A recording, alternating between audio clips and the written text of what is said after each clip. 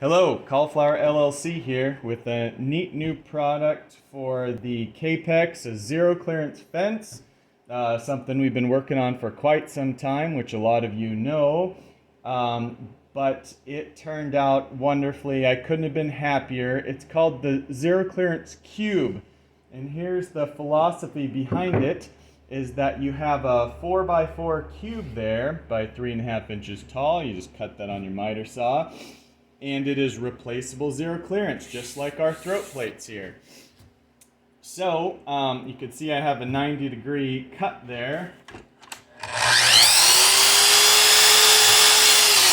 that's just super good right there, and you keep that perfect 90 degree. As we know, you have support here, you have very little support there, so there definitely needed to be zero clearance right here. So you cut all sorts of angles on you. Here's one of my blocks. Well, first of all, I'll say this is what a blank looks like when you start out, minus the knots. You just want to miss the knots. But you just start with the 4x4 cube and you cut this little slot on it, approximately the width of your table saw blade, about 1/8 of an inch, and it slides in and out of those grooves. There are adjusting screws right there, so you get just the perfect extension out. You adjust them, so it has a nice snug fit there. And kind of going through trying to make this video short, here is the plate, the base plate, the fence base plate that comes with your saw. 4 screws off. To take it off, you just take ours, which is right here. It's 4 screws on. Take off, bolt on, really easy.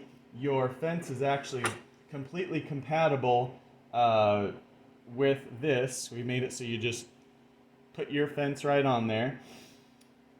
Okay, so there's that, and like I said, you just cut all your angles, and when you're done, let me cut a 45 degree here. So I'm just gonna put that there. We'll bring this down to 45. You can kind of see how it works completely.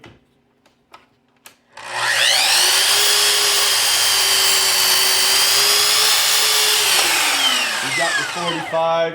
If you want to, you could go on over to the other side. Whatever works best for you. As you can see on this, I have my 45s on this cube. I've got my 30 and 90 on this cube. So you keep your dedicated angles right here. So it's super easy. You just take this out, you flip it around to the new spot. You can either put it here or you can turn it. I think it's best to use 2 sides personally. I would dedicate this to my 45 because it obviously has that knot right there, but I guess the goal would be to get the knotless pieces.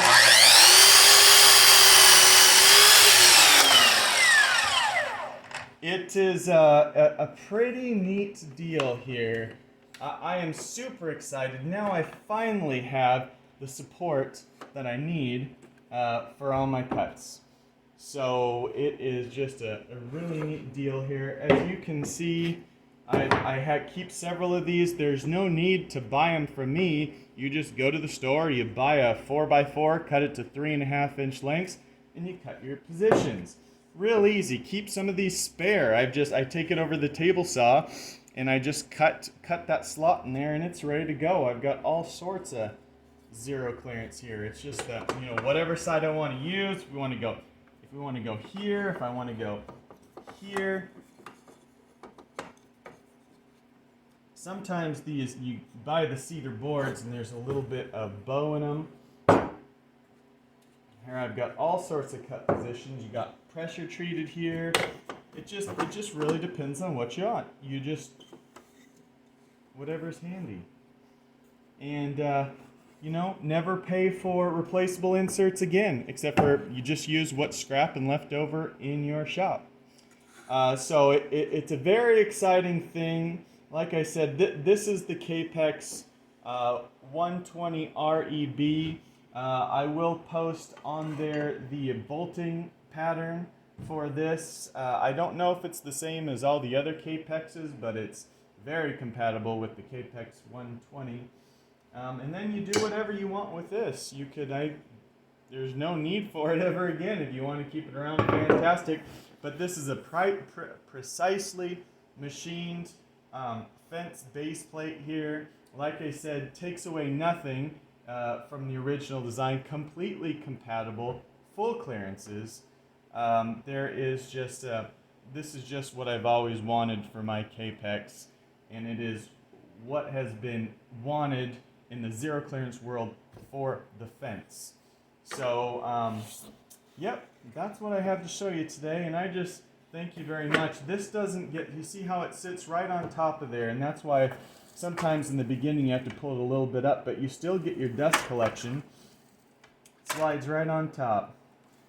It's a really neat design, so I just ask you all to please think about it as far as what it can be done. And now you have that support right there where it matters. Just like for the table saw where you need the support where all the action happens, right there on the blade. It makes no sense to have these big gaps.